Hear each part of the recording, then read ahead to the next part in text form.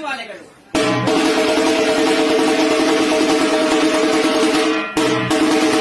ದೇವಾ, ಈ ನಿನ್ನ ಮಹಿಮೆಯನ್ನು ನಾನೆಂದು ವರ್ಣಿಸಲಿ?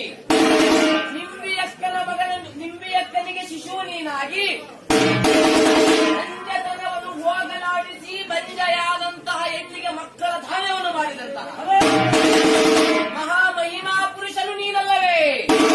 ಹೇ ದೇವಾ, ಸತ್ತ ಎಮ್ಮೆಗಳಿಗೆ ಜೀವದಾನವನ್ನು ಮಾಡುತ್ತಾ ಸತ್ತ ಎಮ್ಮೆಯಿಂದ ಗಿಣ್ಣದ ಹಾಲನ್ನು ಕರೆದವನು ಕೊಟ್ಟೂರಿನ ಗುರುಬಸವ ರಾಜೇಂದ್ರನಲ್ಲವೇ?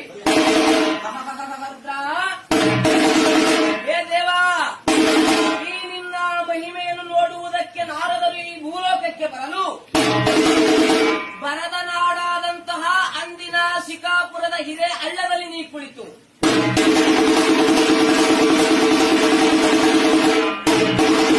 ಷಡಾಕ್ಷರಿ ಮಂಚಾಕ್ಷರಿ ಮಂತ್ರವನ್ನು ನೀ ಜಪಿಸಿ ವರುಣದೇವನನ್ನು ಕುರಿತು 7-8 ದಿನಗಳ ಕಾಲ ಎಡೆಬಿಡದೆ